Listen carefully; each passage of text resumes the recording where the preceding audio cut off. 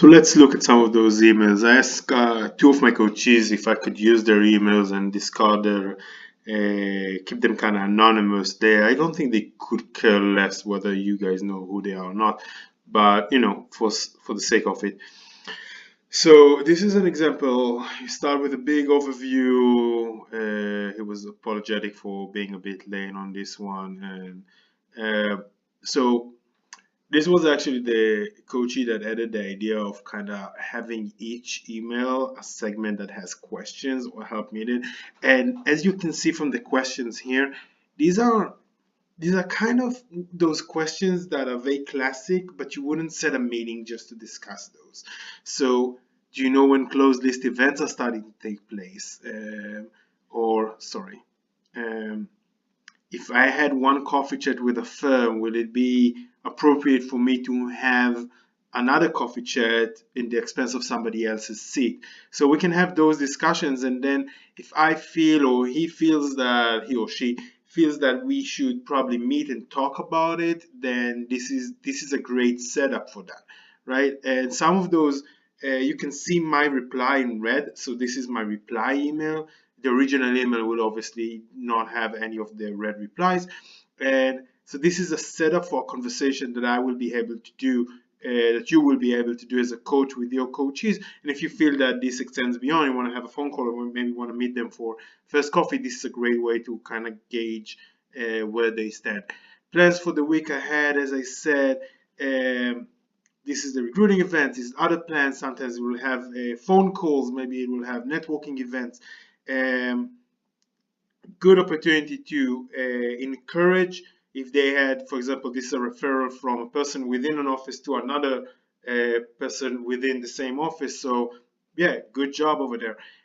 Another innovation of this coachee, for recapping the week that has passed by, he would take the plans ahead from last week's email and just either add new additions or color in green if you completed and in red if it is incompleted, and then as you can see here, add a comment about what that kind of happened.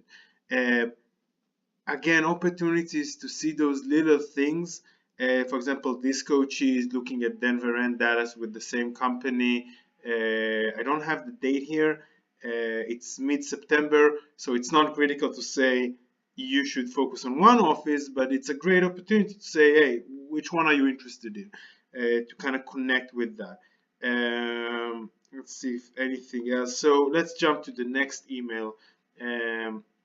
So again, this overview, feeling pretty good, answering a question that I had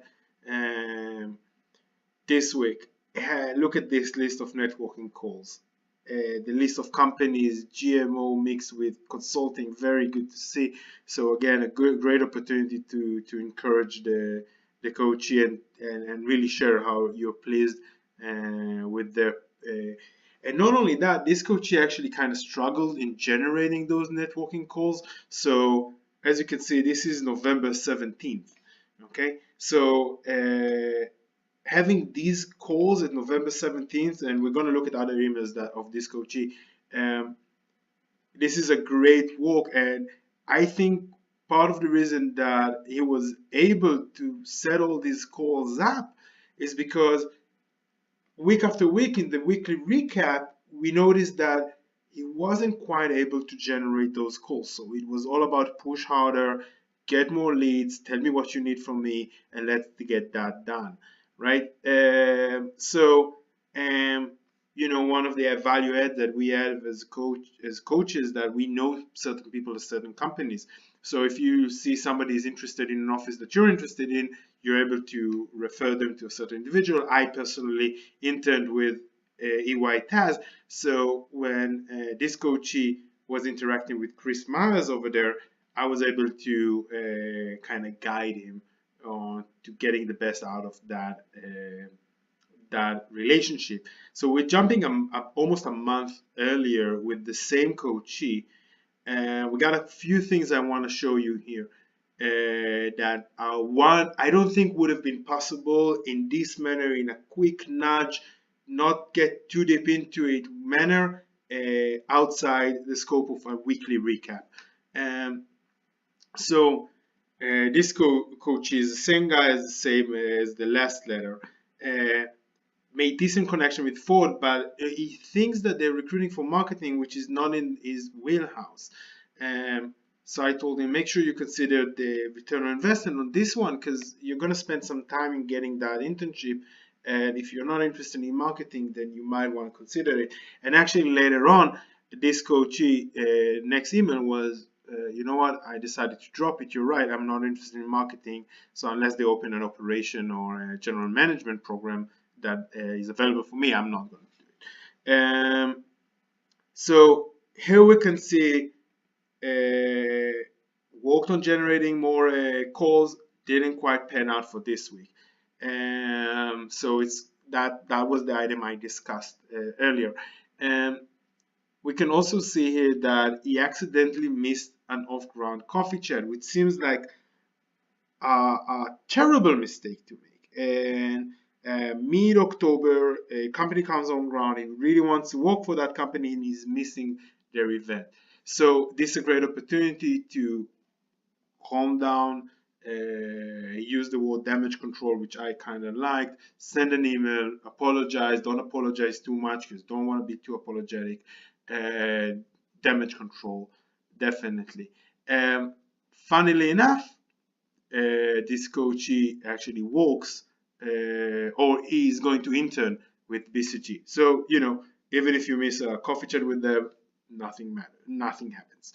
Here again, needs to hustle more calls. Last example from one of those emails, it's a different email, this one. Here's an example of how going to try to generate more leads with Accenture. And that kind of made me think, okay, speaking of which, are there any other companies that we're not really getting any traction with? And this actually spurred a list of a few companies, and then that helped focus this coach's efforts on those companies in the next couple of weeks and to generate a lot of interviews. And I can tell you that this coachee was extremely successful in the recruiting process.